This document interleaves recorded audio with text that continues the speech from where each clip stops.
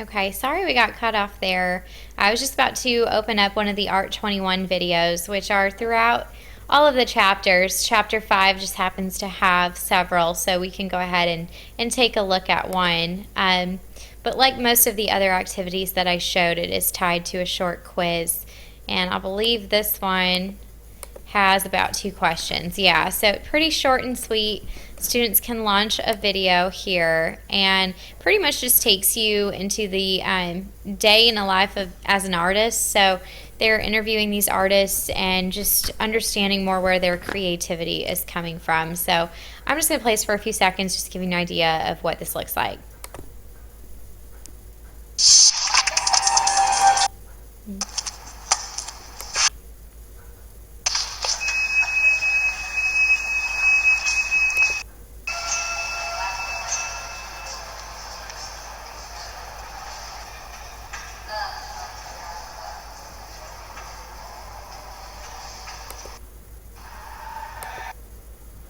Or a more anthropomorphic shape.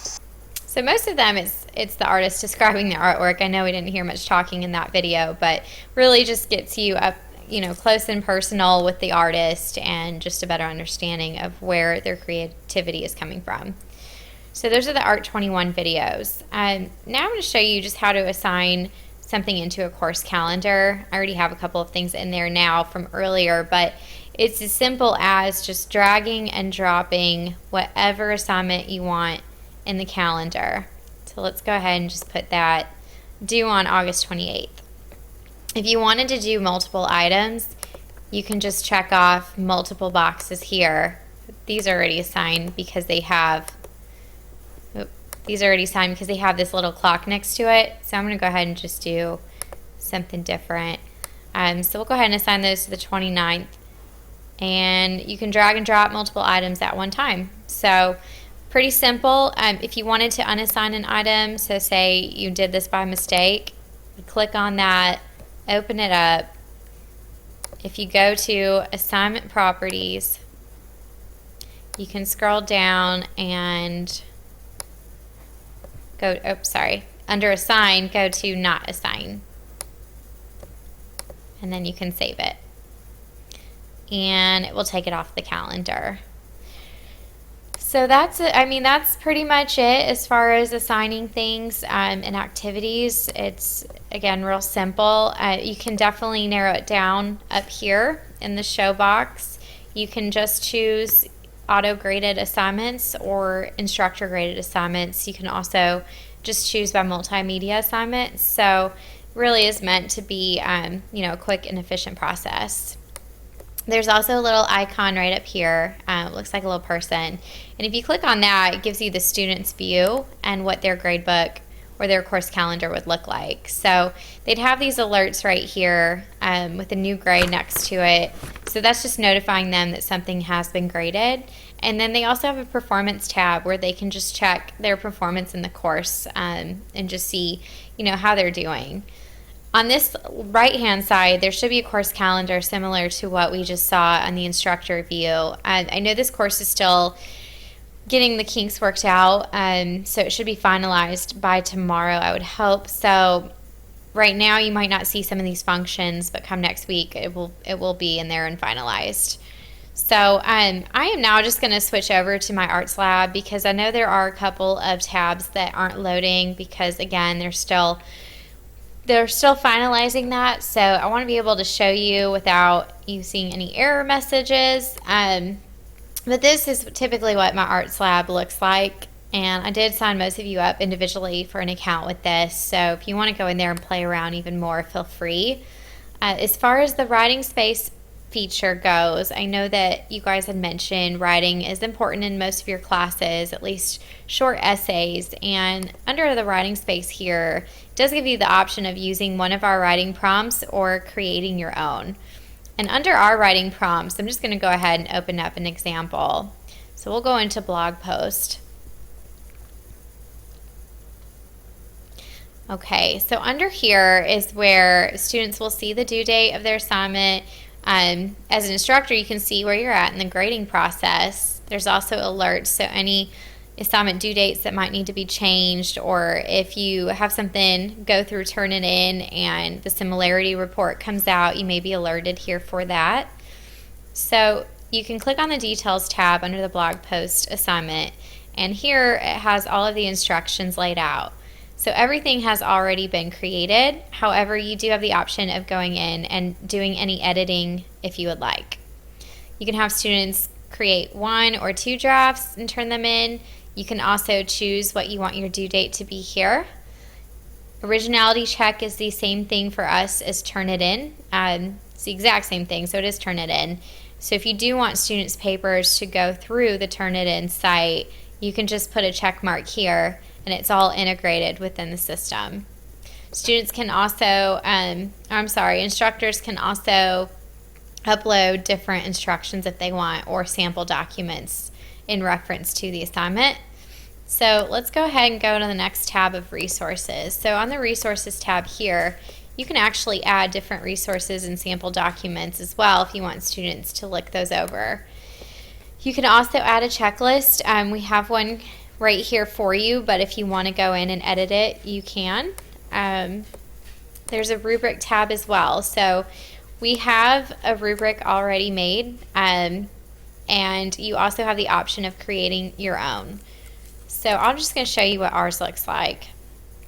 So scale of 1 to 4, it looks like we have 1, 2, 3, 4, 5 categories right here on the left-hand side, all worth either 10 or 20%. Oh, looks like this one's worth 50. So this just would be, this would show up right next to the paper once it comes through for grading. And you can literally drag a little circle over to choose how you want to grade it within the rubric. It's very simple, but if you guys have any questions on this portion, please let me know. I'd be happy to send you a few screenshots. It is hard to demonstrate unless you're in a student's account, which we don't have right now. So let me know if you have any questions with that. But once you choose your rubric, you can even choose to display it to students, and then you would click Save, and it would show up on the student's assignment calendar. And as soon as they complete these assignments, it would come through in your alert activity and would just let you know that something needs to be graded. So that is how our writing assignments work. Let's go ahead and go into an instructor created one just so that way you can see what that would look like. Okay, so very similar. You get to choose your assignment title, whether or not you want it to go through turn it in, drafts, due date, and then here's where you can write any of the instructions, or you can upload an instruction document. But that is how you would complete writing within the lab. I'm going to next show you Pearson My Test so you understand how the test banks work. It's a pretty simple and efficient process, and I know we kind of touched on that as well yesterday. So looks like that's not wanting to load right now, actually. But what we can do is I will go ahead and take you to a separate site to show you what Pearson My Test does. And you can actually do this with your username and password through Pearson. It's just PearsonMyTest, all one word.com.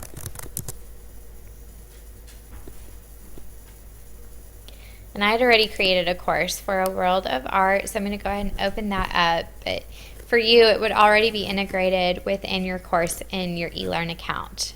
So on this left-hand side, we have all of the chapters laid out, and then you can go ahead and create a new test and name it. And I am going to name this Chapter 1 Exam.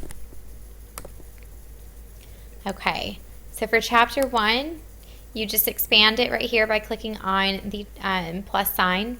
You have either multiple choice or short answer and essay question options. You can expand the multiple choice and see all that we have. Looks like for this we have about 15 multiple choice questions. So if you want to use all 15, you can go ahead and add those over. And for the short answer and essay, I think we have about 8. Yes, 8 questions.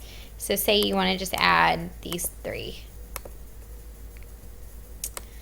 There you go, and that is your exam. So it's as simple as saving it, or you can download it as a Word document or PDF. But once that is going to be in your eLearn account, there will be a separate tab for it. So you can actually assign it to the assignment calendar, in which I will send out some instructions on that later since it's not completely done yet. But this is just what it would look like. So I want to make sure you guys knew that this was there as a reference to you. So I think that's pretty much it. I mean, as far as resources go, there's the instructor resource tab, which is also found in your eLearn account. So let's actually go back in your eLearn account and pull that up.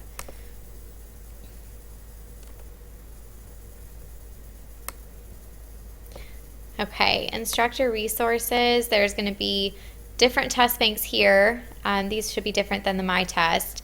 PowerPoints, there's class preparation documents, there's an instructor's manual, and here is where you would click on the My Test link and it would take you to what I just showed you.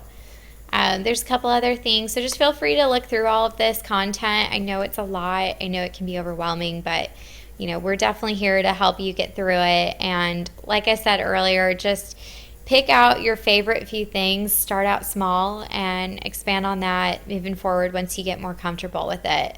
But please let me know how I can help you out, and I look forward to working with you guys.